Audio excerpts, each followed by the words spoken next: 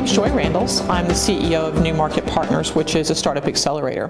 Our goal basically is to help make startups successful. We do various different functions inside the organization, everything from helping with go-to-market strategy through funding and M&A activities. In addition to that, I'm the co-founder of Nurturism Media Group, Digital Collective, and Apply G2, which is a security consulting company that's based here.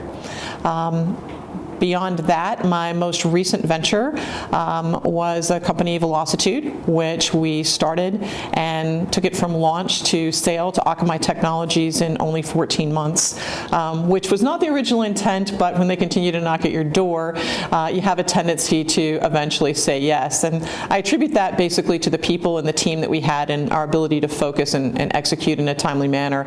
They were pretty surprised to see a tiny little startup have a significant portion of the Fortune 500 and IR 500 for clients. Due diligence is really about asking hard questions, and versus proving them right or proving the facts right, it's about making sure that you can't prove them wrong. I know most people don't really look at it that way. They're looking at check boxes, but if you really want to do it correctly, it's a pragmatic approach from both sides, and you begin to look at some very basic high-level pieces. Each organization, each venture capital group that makes an investment will have a different due diligence checklist, but there are certain components that will remain consistent throughout that process. I think that, raising venture capital, it's not quick and it's not easy. I think a lot of people would like to believe it works that way. And I understand that lean startup, it's a great term, but it doesn't mean lean data. So the reality is you should start to prepare that lean startup canvas and the basic pieces that you're going to need to send out, which would be a pitch deck. You're going to need a good one-pager to circulate to get in the front door, and an executive summary. That information really should come from an operating plan that's been backed up by some market research and the ability to know that a customer will actually pay for your product. I think if you look beyond that, you start to look at what the components of that are. In your pitch deck, it's not fluff. It really becomes very factual in what you want to put in there. And it's not a product pitch. It's about the people in the organization. Look at what the problem is that you're solving. Talk about that problem and who your competition is. Don't say that you don't have any competition, because that means there's no need for your product. You should talk about the founders and what they bring to the table, how you want to scale the business, and what the problems are that you're encountering. Should never be more than 20 slides, and every single slide in the deck should have a real purpose. Beyond that, they're going to ask for financials. You can start with something that's very high level, but you should put together a 3-year projection of what your financials are going to look like. It doesn't need to be done in GAAP accounting principles or anything like that. An Excel spreadsheet's fine, but you should have that. And most importantly, you should be prepared to answer the questions, and there'll be a lot of questions. When you start to look at your financials, if you're putting that together, they should be based on a monthly forecast throughout a 3-year period. The information that needs to be in there is, what is your R&D budget? How much money are you going to spend? If you've vetted your product, and so you're at a stage where you actually have done some market research, you need to show what that market research uncovered. What are customers willing to pay for your product?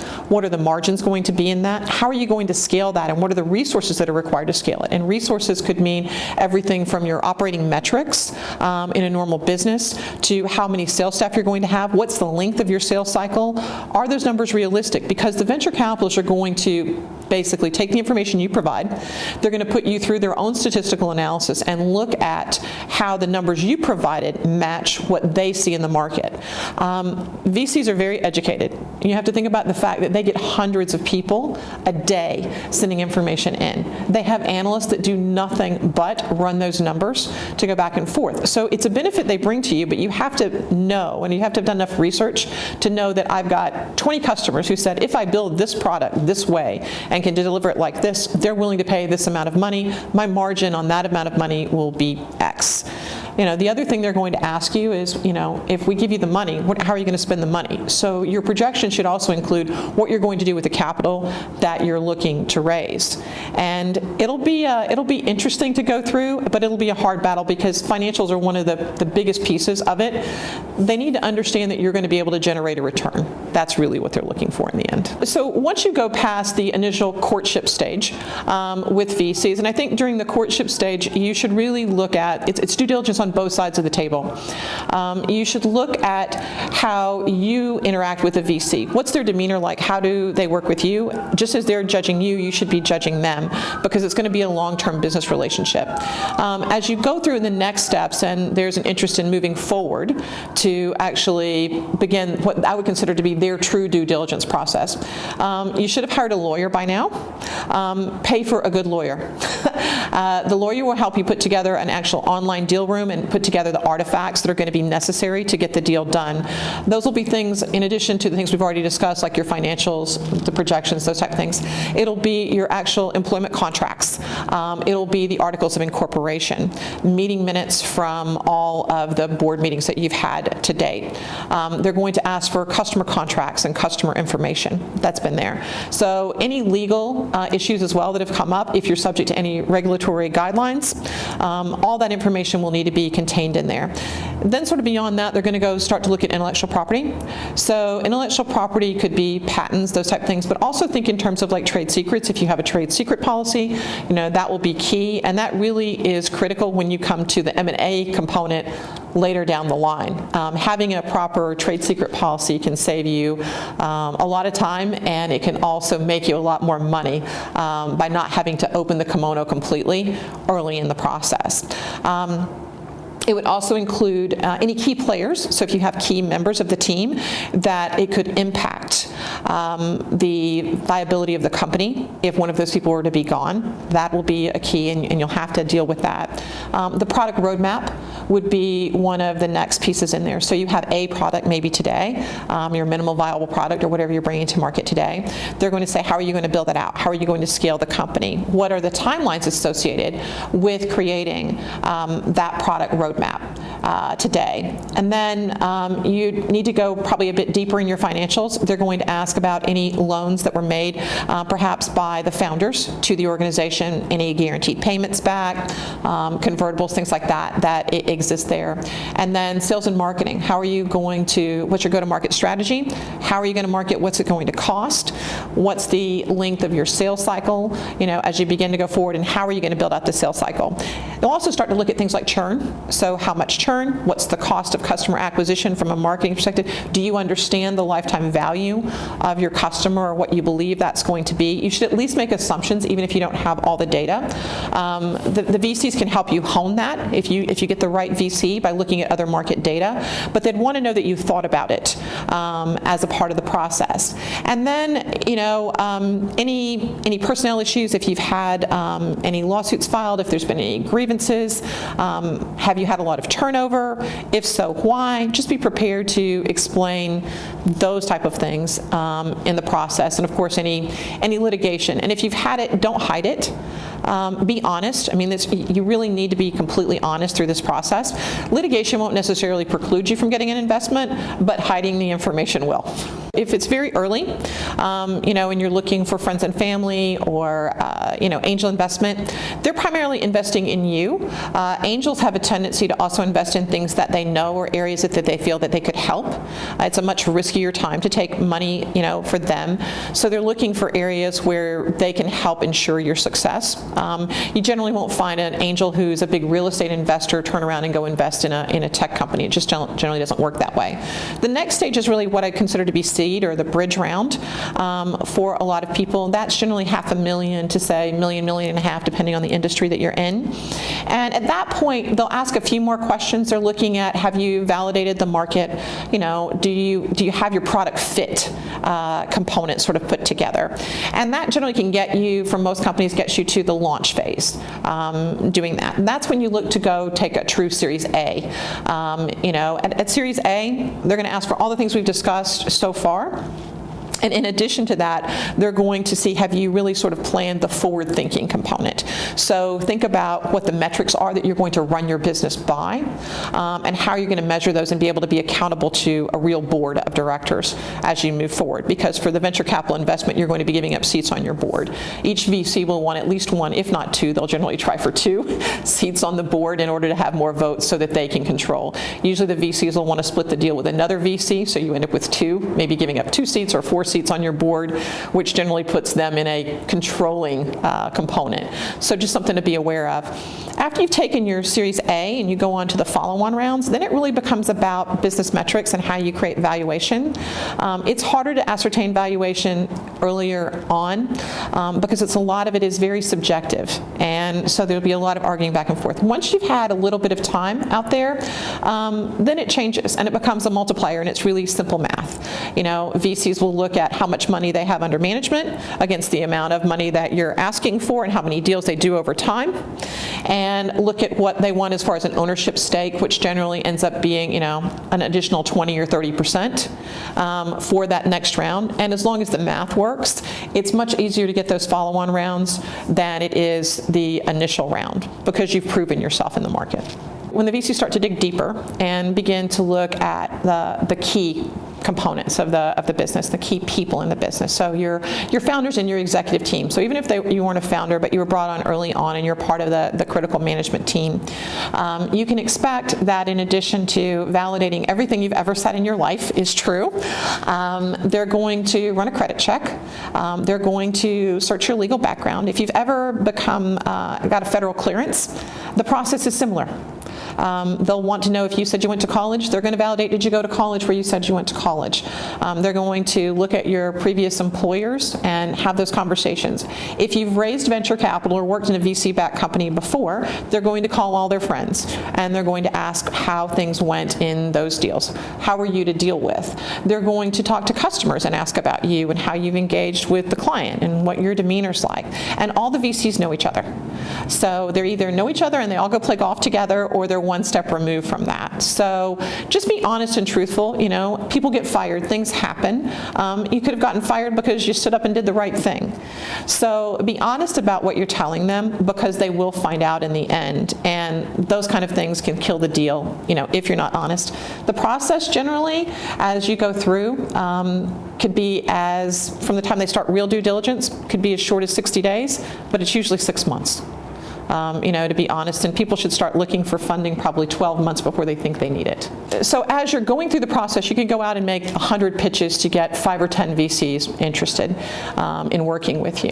Once they express an interest, then they're going to take a look at the pitch that you've given them, and in that pitch you're going to say, these are my 3 or 4 metrics that I'm measuring against. This is what I believe I'll accomplish in 90 days or 6 months or a year. Most VCs then will kind of take a step back and they'll say, great, we like the idea. Let's talk again in 90 days. Let's talk again in 6 months. You should keep the dialogue open during that process, but bear in mind what they're looking for is to see how you performed against those metrics. In that time period, if they have a real interest, they'll also start to look at other people in the market and see how they're performing against the metrics that they've set forth. If you're on par or above, then your chance of getting an investment is pretty good at that point in time. And that process could, like I said, I've seen it run as short as 90 days. But the norm's about 6 months, and for big enterprise deals or medical devices and things like that, it could certainly run a 12-month duration. And throughout my career, I've found that the majority of the deals that go bad because of poor due diligence, and that's whether it's from a venture capital investment perspective or even in the M&A process. And that's why I stress being honest. So I had a situation where I was an investor and a part of a company that they actually ended up selling intellectual property that didn't belong to them. The person on the other side of the equation didn't do the proper due diligence to know whose product they were buying. In the end, the investors in the company who created the original software, the people who sold something that didn't belong to them, as well as the acquirer, all the investors lost their money, millions of dollars.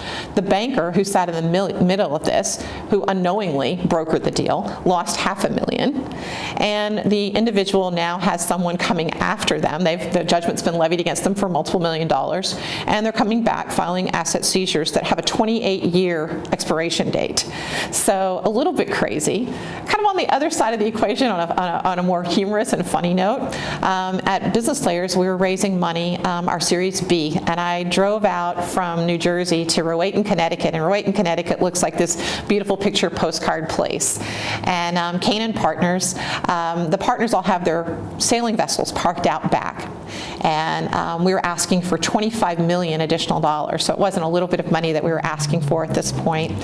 And I was sitting in Jim Furnival's office, and he has this beautiful view outside of his sailing boat. And I see this guy come up, and he's got this huge winch that he's trying to hoist up on the boat, the delivery guy. And I'm trying to be the human calculator as Jim's asking me a million different questions, and I'm seeing this guy out of my periphery vision the whole time struggling with this giant winch that he can barely get his arms around to get it up on this sailing boat.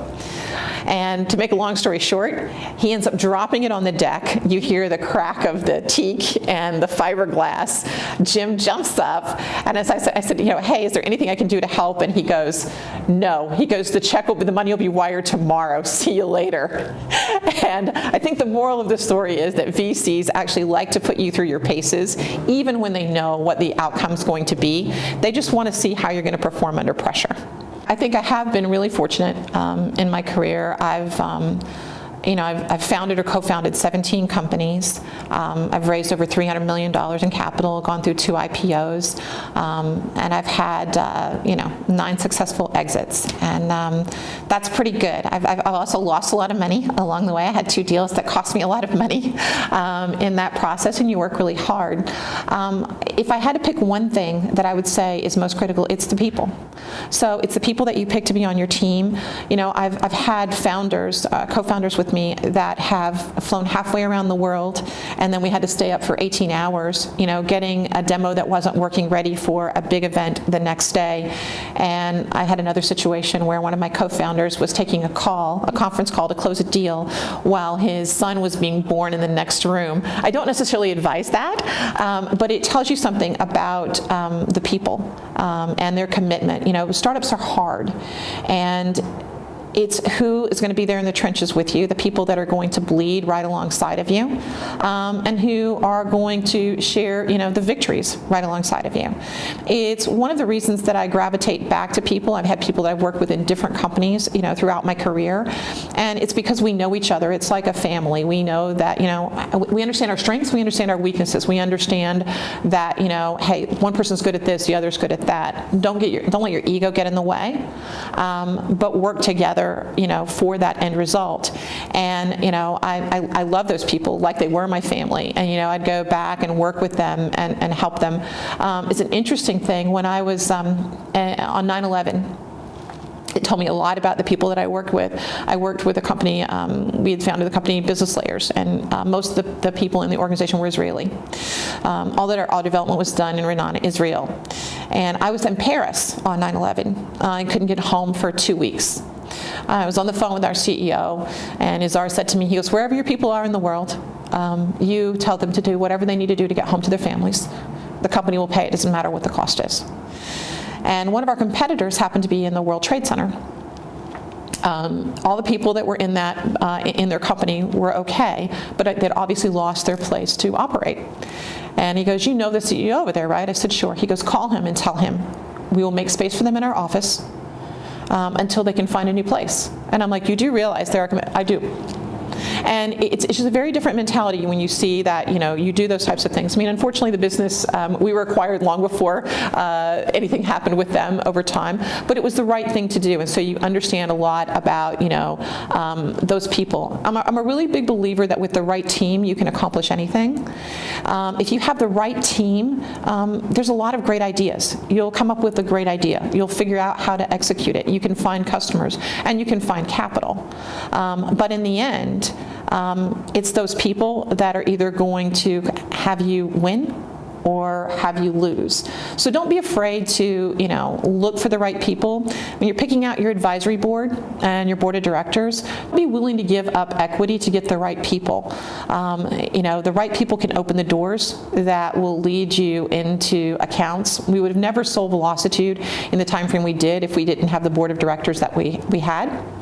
We picked brilliant people who really helped us open doors with companies like Office Depot and Starbucks and Tom's Shoes and Chanel. Those are things that we couldn't have accomplished on our own, even though we were successful serial entrepreneurs. And so the value of giving up 10% of your company overall and being able to have a successful exit in under 2 years, there's a huge value there. And they're great people, and we won together. So to me, in the end, it's just all about the people.